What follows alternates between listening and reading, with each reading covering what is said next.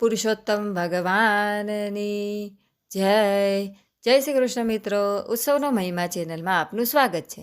મિત્રો, પવિત્ર પુરુષોત્તમ માસના 18મા દિવસે આપણે 18મા દિવસનો પુરુષોત્તમ માસ કથા અધ્યાય 18 અને 18મા દિવસની પરસેવાનું ફળ વાર્તા સાંભળીશું. અધ્યાય 18 આ મુજબ છે. મહર્ષિ વાલ્મીકી કહી રહ્યા છે, હે દ્રઢધન્વા, વિપ્રસુદેવ અને તેની પત્ની સતી ગૌતમી પુત્ર વિયોગના શોકમાં કરુણ વિલાપ કરતા દિવસો સુધી બેસી રહ્યા. ન અન્ન લીધું, ન જળ લીધું. કાળયોગે વર્ષાઋતુ ન હોવા છતાં ઘનઘોર વાદળો ઘેરાયા, વીજળી ચમકવા લાગી, કડાકાઓ થવા લાગ્યા. ચારે દિશામાં અંધકાર વ્યાપી ગયો અને મુશળધાર વરસાદ તૂટી પડ્યો. સતત 1 માસ સુધી વરસાદ વરસતો રહ્યો. પુત્રની પાછળ પ્રાણ ત્યાગી દેવાનો દ્રઢ સંકલ્પ કરીને સુદેવ ગૌતમી ત્યાં ને ત્યાં બેસી રહ્યા. દંપતીના ભાગ્ય યોગે એ પાવન પુરુષોત્તમ માસ હતો. અજાણપણે બંનેએ નિરાહાર વ્રત કર્યું. વરસાદમાં સતત ભીંજાવાથી અભ્ર સ્નાન કર્યું. તેથી એ માસના અધિપતિ એવા ગૌલોકાધિપતિ પુરુષોત્તમ પ્રભુ પ્રસન્ન થયા અને દર્શન આપ્યા. અત્યંત દુર્બળ અને કૃશકાય થઈ ગયેલા પતિ પત્નીએ પ્રણામ કર્યા અને શ્રી કૃષ્ણ શરણમ મમ એ મંત્રથી ધ્યાન ધર્યું. ત્યારે પુરુષોત્તમ પ્રભુ બોલ્યા, હે ભક્ત, તમારે હવે ચિંતાતુર થવાની જરૂર નથી. અજાણપણે તમે મારું વ્રત કર્યું છે. એ વ્રતના પ્રભાવે તમારો પુત્ર સજીવન થશે. એટલું જ નહીં, તમને આવા અનેક તેજસ્વી પુત્ર રત્નો પ્રાપ્ત થશે. પુત્ર પાછળ શોક કરનારની શું દશા થાય છે એને લગતું એવું આખ્યાન હું તમને કહું છું, જે પૂર્વકાળે માર્કંડ મુનિએ રઘુરાજાને કહી સંભળાવ્યું હતું. પૂર્વકાળે ધનુર નામના એક જ્ઞાની ઋષિ હતા. મૃત્યુલોકમાં માનવોને સંતાન પ્રાપ્તિ માટે અને સંતાનના મૃત્યુ પાછળ શોક કરતા જોઈ અને વ્યથા થઈ. આ શોકમાંથી મુક્તિ માટે એમણે પોતાના પુત્રના અમરત્વ માટે 12,000 વર્ષ સુધી ઉગ્ર તપસ્યા કરી અને દેવતાઓને પ્રસન્ન કર્યા. દેવતાઓએ વરદાન માંગવા કહ્યું. ત્યારે ધનુર ઋષિ પ્રણામ કરી અને બોલ્યા, હે દેવતાઓ, મને અત્યંત તીવ્ર બુદ્ધિવાળો અને અમરત્વને પ્રાપ્ત થયેલો પુત્ર આપો. ઋષિની આવી માંગણીથી વિમાસણમાં મુકાયેલા દેવતાઓ બોલ્યા, હે ઋષિ, તમે માંગો છો એવું તો કોઈ કાળે બન્યું નથી, માટે કૃપા કરી અને બીજું કંઈક માંગો. ત્યારે ધનુર ઋષિ બોલ્યા, હે દેવતાઓ, અમર નહીં તો મને દીર્ઘાયુ પુત્ર આપો. સામે દ્રષ્ટિગોચર થતો પર્વત જ્યાં સુધી આ પૃથ્વી પર રહે ત્યાં સુધી મારો પુત્ર જીવિત રહે એવું શુભ વરદાન આપો. દેવતાઓ તથાસ્તુ કહી અને પોતાના નિવાસ સ્થાને પધાર્યા. થોડા સમય પછી ઋષિ ધનુરે પુત્ર રત્નની પ્રાપ્તિ કરી. પુત્ર સમજણો થયા પછી ઋષિ એને સમજાવવા લાગ્યા, હે વત્સ, તું કોઈ કાળે કોઈ ઋષિમુનિનું અપમાન ન કરતો, નહીંતર ઋષિ તને શ્રાપ આપશે. તું દીર્ઘાયુ છે, જીવનનો ઉપયોગ હરિનામ સ્મરણમાં કર. પુત્રએ પિતાની આ શિખામણ કાને ન ધરી. એ દિવસે દિવસે વધુને વધુ ઉદ્ધંત બનવા લાગ્યો અને બ્રાહ્મણોનું અપમાન કરવા લાગ્યો. ઋષિમુનિઓને છંછેડવા લાગ્યો. એક વખતની વાત છે, માહિસ નામના એક અત્યંત ક્રોધિત ઋષિ પ્રાતઃકાળે ઘણા જ ભાવથી શાલિગ્રામની પૂજા કરી રહ્યા હતા. ઋષિપુત્ર ત્યાં જઈ ચડ્યો અને ઋષિનું અપમાન કરવા એને શાલિગ્રામ ઉઠાવીને કૂવામાં ફેંકી દીધો. આથી ક્રોધિત થયેલા ઋષિએ એને શ્રાપ આપ્યો કે તારું અત્યારે જ મૃત્યુ થાવું. પરંતુ ઋષિપુત્રને કાંઈ જ ન થયું. ત્યારે ઋષિના આશ્ચર્યનો પાર ન રહ્યો. તત્કાળ એમણે સમાધિ દ્વારા જાણી લીધું કે આ ઋષિપુત્રને શાપની અસર કેમ ન થઈ. કારણ જાણતા જ એમણે પોતાના મંત્ર બળે હજારો મહિષો ઉત્પન્ન કર્યા. એ મહિષોએ પળવારમાં એ પર્વતનો ભાંગી અને ભૂકો કરી નાખ્યો.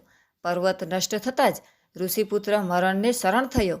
એની પાછળ પુત્ર શોકમાં વ્યાકુળ થયેલા ધનુર ઋષિએ પુત્રની ચિંતામાં પડી અને પોતાના પ્રાણનો ત્યાગ કર્યો. આ આખ્યાન સંભળાવ્યા પછી ભગવાન પુરુષોત્તમ બોલ્યા, હે સુદેવ, વિધાતાના લેખને ટાળવા જે હઠાગ્રહ કરી અને પુત્રનું ફળ મેળવે છે એ કદી સુખી થતા નથી, માટે કદી હઠયોગ કરીશ નહીં. તારો પુત્ર તારા વ્રત બળે ચિરંજીવી બન્યો છે. તું પવિત્ર પુરુષોત્તમ માસના વ્રતના પુણ્ય પ્રભાવે સંસારના સર્વ સુખ ભોગવી અને બ્રહ્મલોકને પ્રાપ્ત કરીશ. ત્યાં 12,000 વર્ષ સુખ ભોગવી અને તું ફરી મૃત્યુલોક પર પાછો ફરીશ. તારું નામ દ્રઢધન્વા હશે. તું ચક્રવર્તી રાજા બનીશ. તારી પત્ની ગૌતમી રાજરાણી ગુણવંતી બનશે. એ 4 પુત્રો અને 1 પુત્રીને જન્મ આપશે. રાજસુખ અને વૈભવ વિલાસમાં તું તારા તારણહાર એવા ગરુડગામી શ્રી વિષ્ણુનું નામ સ્મરણ ભૂલી જઈશ. ત્યારે તારો આ સુખદેવ નામનો પુત્ર અરણ્યમાં પોપટ બન્યો હશે. એ તને વૈરાગ્ય ઉત્પન્ન થાય એવો શ્લોક સંભળાવશે. એ શ્લોકના રહસ્યનું જ્ઞાન તને મહર્ષિ વાલ્મીકી જણાવશે. એ જ્ઞાન દ્વારા તું ફરી શ્રીહરિના શરણે જઈશ. ભગવાન પુરુષોત્તમની વાત પૂરી થઈ ત્યાં જ સુદેવનો તેજસ્વી પુત્ર સુખદેવ બહારથી દોડતો દોડતો આવ્યો અને હર્ષભેર પોતાના માતા પિતાને ભેટી પડ્યો. પુત્રને સજીવન થયેલો જોઈ સુદેવ ગૌતમીના આનંદનો પાર ન રહ્યો. બંને શ્રીહરિનો જય જયકાર કરવા લાગ્યા. પુરુષોત્તમ માસ અધ્યાય 18 સમાપ્ત. બોલો પુરુષોત્તમ ભગવાનની જય. હવે આપણે પુરુષોત્તમ માસના 18મા દિવસની પરસેવાનું ફળ વાર્તા સાંભળીશું. અલકાપુરી નગરનો રાજા ઘણો દયાળુ અને પ્રજાવત્સલ હતો. એટલો જ ધર્મ ધ્યાનમાં માનનારો, દિલ ખોલી અને દાન પુણ્ય કરે. રાણી પણ એવી જ ધર્મનિષ્ઠ. રાજા રાણીને બધી વાતનું સુખ, પણ શેર માટીની ખોટ, ગાદીનો કોઈ વારસો નહીં. એવામાં પાવન પુરુષોત્તમ માસ આવ્યો. રાજા રાણીએ વ્રત આદર્યા. રોજ નદીએ સ્નાન કરવા જાય, વાર્તા સાંભળે, પછી મહેલે આવી અને બ્રાહ્મણોને દાન દે. બ્રાહ્મણો દાન લેતા જાય અને રાજાને આશીર્વાદ આપતા જાય.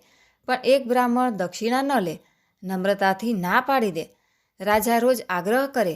બ્રાહ્મણ કહે કે છેલ્લા દિવસે માગી લઈશ. રાજાએ તપાસ કરી તો ખબર પડી કે એ બ્રાહ્મણ તો અતિ દરિદ્ર છે, અન્નને અને દાંતને વેર છે. પતિ પત્ની પેટે પાટા બાંધીને વ્રત કરે છે. રાજાને થયું કે ગરીબ બ્રાહ્મણને મોટી દક્ષિણાની આશા હશે એટલે ના પાડતો હશે. એમ કરતાં છેલ્લો દિવસ આવ્યો. રાજાએ દરેક બ્રાહ્મણને 1 સોના મહોરોનું દાન કર્યું. છેલ્લે પેલા દરિદ્ર બ્રાહ્મણનો વારો આવ્યો. રાજાએ એને 5 સોના મહોર આપી. ત્યારે બ્રાહ્મણ બોલ્યો, હે રાજા, હું નીતિની લક્ષ્મી જ લઉં છું. આ ધન તો રાજના ખજાનાનું છે, મારે એ ન ખપે. રાજાને થયું કે બ્રાહ્મણને લાલચ જાગી છે એટલે એણે 50 સોના મહોરો આપવા માંડી. પણ બ્રાહ્મણ 1નો 2 ન થયો. એ બોલ્યો, હે રાજન, દક્ષિણા લેવાનો તો મારો ધર્મ છે. તમે આપવા જોગ અને હું લેવા જોગ, પણ મારે તો શુદ્ધ લક્ષ્મી જ ખપે. તમારા પરસેવાની કમાણી હોય તો આપો, ખુશીથી લઈ લઈશ. આ સાંભળી અને રાજા બોલ્યો કે કાલે સવારે આવજે, મારા પરસેવાની કમાણી આપીશ. બ્રાહ્મણ માથું હલાવી અને ઘેર ગયો. બ્રાહ્મણી કાગના ડોળે વાટ જુએ છે. બ્રાહ્મણે આવીને કહ્યું કે મને રાજાએ કાલે દક્ષિણા લેવા મહેલે બોલાવ્યો છે. બ્રાહ્મણી તો રાજીના રેડ થઈ ગઈ. એને ખાતરી થઈ કે કાલે રાજા ઘણું ધન આપશે અને દારિદ્ર ફીટશે. આ બાજુ રાજા સાંજ પડતા ફાટેલા વસ્ત્ર પહેરીને મજૂર વેશે મહેલના પાછલા દરવાજેથી બહાર નીકળ્યો. જિંદગીમાં કદી કોઈ મહેનતનું કામ કર્યું ન હતું, તેથી કોણ કામે રાખે. ફરતો ફરતો એ એક લુહારની કોઢે આવ્યો અને પૂછવા લાગ્યો કે કામે રાખશો? લુહારે એને કામે રાખ્યો. ધમણ ફૂંકવાની અને ધણના ઘા મારવાના 4 આના મજૂરી નક્કી થઈ. રાજાએ હા પાડી અને માંડ્યો ધમણ ફૂંકવા. ઘડીક વારમાં તો પરસેવે રેપઝેપ થઈ ગયો. એમાંય ધણના ઘા મારવા પડ્યા. હાથમાં ફોડલા પડી ગયા. આંખે અંધારા આવવા લાગ્યા. ધણ ઉપાડવાનોય વેત ન રહ્યો. લુહારે તો એને ખખડાવી નાખ્યો. હરામના હાડકા લાગે છે, શરીર તો 2 સી ધરાય એવું છે. તારા જેવાને મજૂરીએ રાખું તો મારું કામ 3 દિવસે ન ખૂટે. હાલી નીકળ્યો છે મજૂરી કરવા. ત્યારે રાજા કરગરવા લાગ્યો. જે આપે એ લઈ લેવાની તૈયારી દેખાડી. એટલે લુહારે ઢબુ એટલે કે 2 પૈસાનો ઘા કર્યો અને રાજાને કાઢી મૂક્યો. રાજાને આજ ખબર પડી કે પરસેવો પાડી અને 1 પાય રડવી કેટલી દોયલી છે. એવો થાક લાગેલો કે વસ્ત્ર બદલ્યા વગર જ ઊંઘી ગયો. પ્રાતઃકાળે સ્નાન કરી પૂજા કરી. ત્યાં જ દરિદ્ર બ્રાહ્મણ આવ્યો. રાજાએ એને ઢબુની દક્ષિણા આપી. બ્રાહ્મણે ઘણા પ્રેમથી દક્ષિણા સ્વીકારી અને આશીર્વાદ આપ્યા કે આજથી 9 માસે તારે ઘેર ઘોડિયું બંધાશે. આશીર્વાદ આપીને બ્રાહ્મણ તો ગયો ઘેર અને જોડીમાંથી ઢબુ કાઢી અને બ્રાહ્મણીના હાથમાં મૂક્યો. બ્રાહ્મણીને તો એવો રોષ ચડ્યો કે એણે ઢબુનો ઘા કરી દીધો અને બ્રાહ્મણને ભાંડવા લાગી. બ્રાહ્મણ એ ઢબુ શોધવા માંડ્યો, પણ ઢબુ ક્યાંય ન મળ્યો. ત્યારે એ પ્રભુને વિનવવા લાગ્યો કે હે પ્રભુ, મારી અજ્ઞાન પત્નીના બોલ્યા સામું ન જોશો. હવે વાત એવી બની કે બ્રાહ્મણીએ ઢબુનો ઘા કરેલો એ ઢબુ તુલસી ક્યારામાં જઈને પડેલો. ત્રીજા દિવસે ત્યાં છોડ ઉગ્યો. એ છોડને દાણાદાર શીંગો આવી. બ્રાહ્મણીએ શીંગ ફોલી તો અંદરથી સાચા મોતી નીકળ્યા. એ તો ગઈ દોડતી દોડતી પતિ પાસે. બ્રાહ્મણ તરત જાણી ગયો કે આ પરસેવાના પૈસાનું ઝાડ ઉગ્યું છે. પ્રભુએ કૃપા કરી છે. હવે બ્રાહ્મણીના પશ્ચાતાપનો પાર ન રહ્યો. બ્રાહ્મણ એક મોતી લઈ અને બજારમાં ગયો. મોતી વેચતા ₹2000 રોકડા મળ્યા. પછી તો બ્રાહ્મણી સુખે રહેવા લાગ્યા. રોજ એક મોતી વેચી આવે. જે પૈસા મળે એમાંથી અન્ન વસ્ત્રના દાન કરે. સદાવ્રત ખોલ્યું. બ્રાહ્મણ તો જોત જોતમાં શ્રીમંત થઈ ગયો. આ જોઈ અને પડોશીઓ બળવા લાગ્યા. ઉડતી ઉડતી વાત પ્રધાનને કાને આવી. પ્રધાન ઘણો હરામી હતો. એણે પૈસાનું ઝાડ પડાવી લેવાનો પેતરો રચ્યો.